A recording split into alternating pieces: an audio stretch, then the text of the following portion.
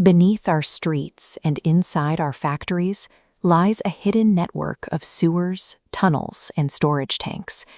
These areas are built large enough for a person to squeeze inside to perform maintenance, but they are never designed for someone to actually stay in.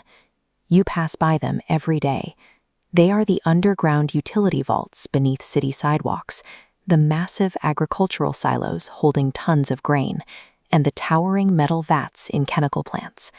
But their architecture creates a deadly paradox.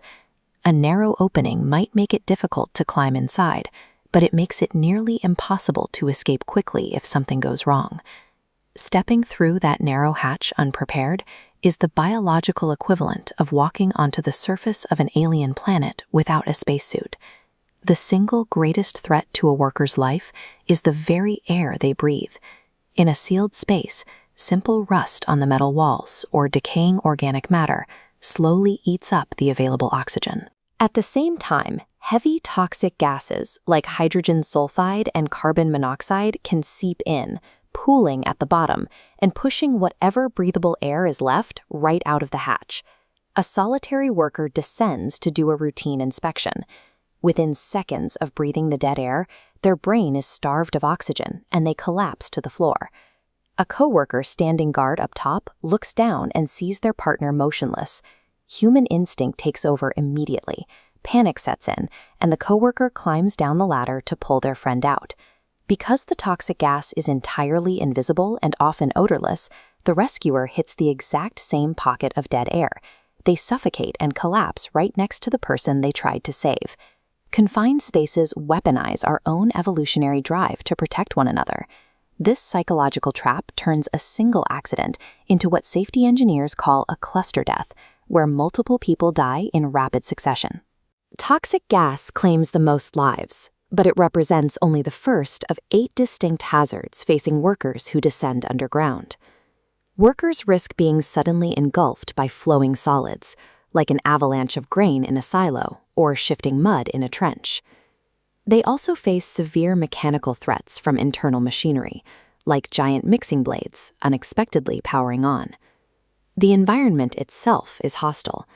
The combination of damp surfaces and metal walls drastically increases the risk of electrocution from handheld tools.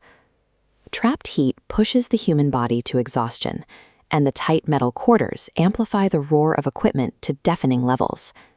Add in the constant risk of slipping on wet, muddy surfaces, and you face the final hurdle, the restricted architecture itself.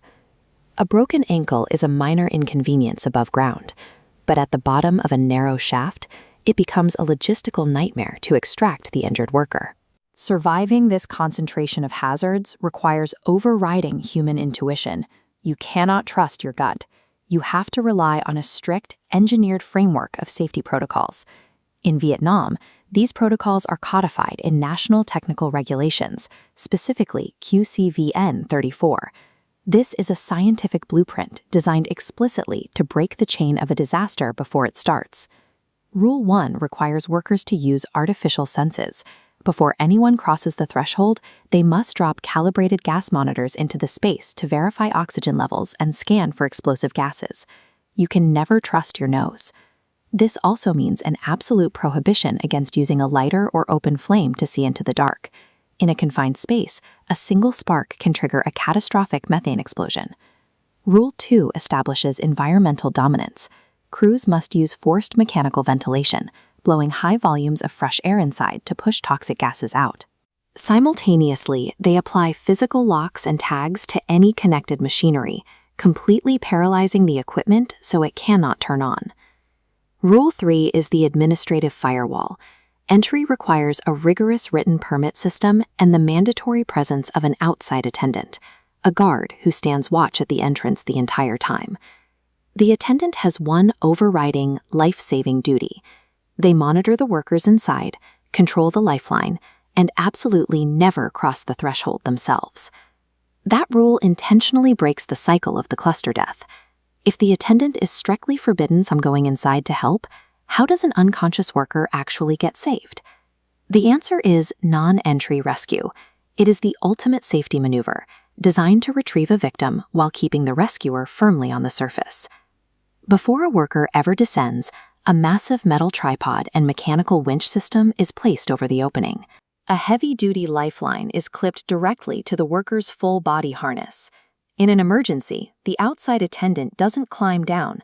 They simply grab the handle and crank the mechanical winch, hoisting the victim up and out of the hazard zone without exposing anyone else to the toxic air. If the space is too complex and physical entry is absolutely unavoidable, it can only be executed by a highly trained, specialized rescue team wearing completely independent air supplies.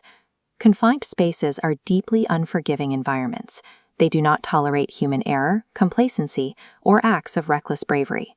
Surviving a job underground relies entirely on anticipating invisible threats, trusting calibrated technology over your own senses, and maintaining absolute procedural discipline from start to finish.